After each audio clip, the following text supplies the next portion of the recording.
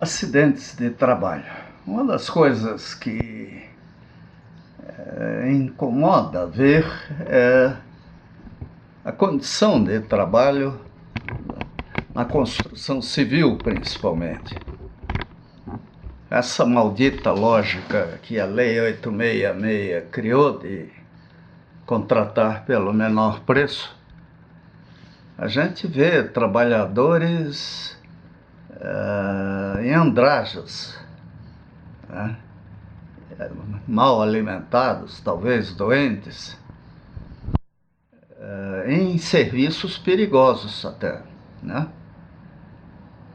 Então, nós precisamos ter uma preocupação maior com esse segmento do nosso povo, na construção civil principalmente, onde os indicadores não são bons. Eu já perdi até amigo, colega de engenharia em acidente de trabalho, em obra. Eu me lembro, na época, alguns anos depois da construção da usina de Ilha Solteira, eu conheci um engenheiro que trabalhou lá. Ele, pelo jeito, era traumatizado. Pelo jeito não, ele disse que era. Eu perguntei por quê, ele me contou a história. Tinha trabalhado na obra da usina de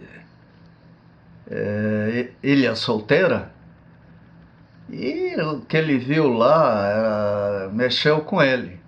Ele me disse, não sei se é verdade, que em torno de 300 operários morreram na construção da barragem.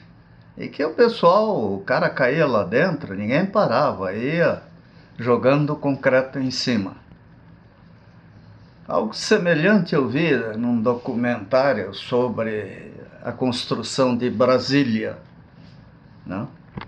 Ou seja, ali em outros lugares, é o caso de Brumadinho, né? O desprezo pela segurança causou uma tragédia. A própria Vale do Rio Doce, que teve a incompetência de fazer um refeitório, uma área administrativa no pé da barragem. Qualquer barrageiro sabe que isso é perigoso demais. Ainda mais um dique. Não é uma barragem de uma hidrelétrica que se constrói, uma hidrelétrica, não uma PCH exatamente, raciocinando com cheias decamilenares, né? Então, eu não esqueço o treinamento que eu fiz em Tóquio, na JUSE, sobre qualidade total, treinamento para executivos. Eu era o presidente da Copel na época, e nós implantamos a qualidade total na Copel. Não sei como é que está hoje, mas era a Juraci Rezende Castro Andrade, foi o grande representante em nome da presidência que fez isso aqui, mas ele insistiu que eu fosse. E é óbvio que eu não recusei ir ao Japão aprender mais.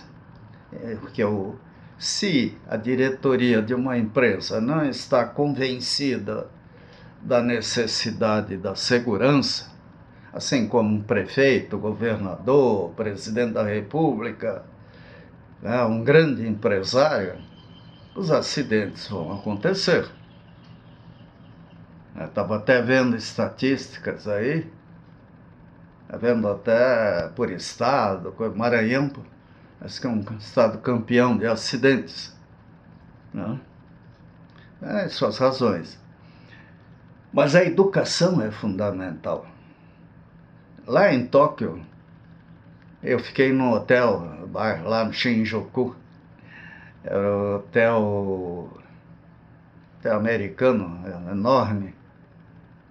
E eu ficava olhando de manhã o pessoal se organizando para entrar numa obra um prédio que estava sendo construído próximo. Era um negócio fantástico. Os trabalhadores com uniformes em cores diferentes, capacetes, recebiam uma palestra, faziam algum tipo de exercício, não sei, e depois eles entrando, né, de forma organizada. E andando pela cidade, obras públicas, quando você chegava, as ferramentas, uma do lado da outra, as máquinas, ferramentas limpinhas, organizadas, distribuídas. É um negócio espantoso. A qualidade, se comparada com o que nós fazíamos. O grau de improvisação, os descuidos que nós cometíamos, até por machismo, para mostrar que éramos corajosos, valentes, né? E ontem eu estava até contando para o sogro do meu filho, o Mauro, sobre os acidentes que eu tive de trabalho, em trabalho. E ele disse, pô, foi bastante, né? Foi. E por isso, aí os problemas de vista, de audição e tudo mais. Então, a justiça do trabalho, principalmente, tem que zelar pela segurança. Não é simplesmente ir lá por questões ideológicas, sei lá o que. Isso é o fim da picada. É um direito de qualquer trabalhador, de qualquer ser humano, trabalhar com segurança. E alguns, por dever de ofício, obrigação, trabalham com insegurança. É o caso das polícias militares, que enfrentam situações dramáticas, né? Bombeiros, né? Esse pessoal e os médicos que estão ali, às vezes em contato diário com pessoas doentes. Nós temos muitos heróis anônimos. Infelizmente, a mídia comercial, o herói ali é o pão e circo, né? É o esportista que ninguém pergunta qual é o salário dele, né? É o músico, o artista, é o próprio profissional da empresa. Até porque é por ignorância, eles, ou ato planejado, eles não se preocupam muito com o trabalhador de modo geral. A mídia está mudando, né? Dá para ver nas reportagens aí que há uma nova cultura, uma nova estratégia de mídia das emissoras de TV, principalmente, que é bom, é ótimo, mas ainda tem um caminho enorme para aprender a valorizar, para valer o povo mais humilde, a nossa gente.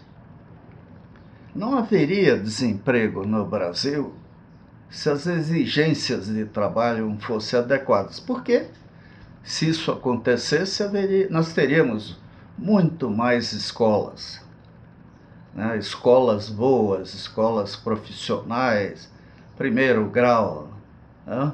Segundo grau, quer dizer, fundamental e a profissional. Infelizmente, o Brasil resolveu construir um prédio do telhado para baixo.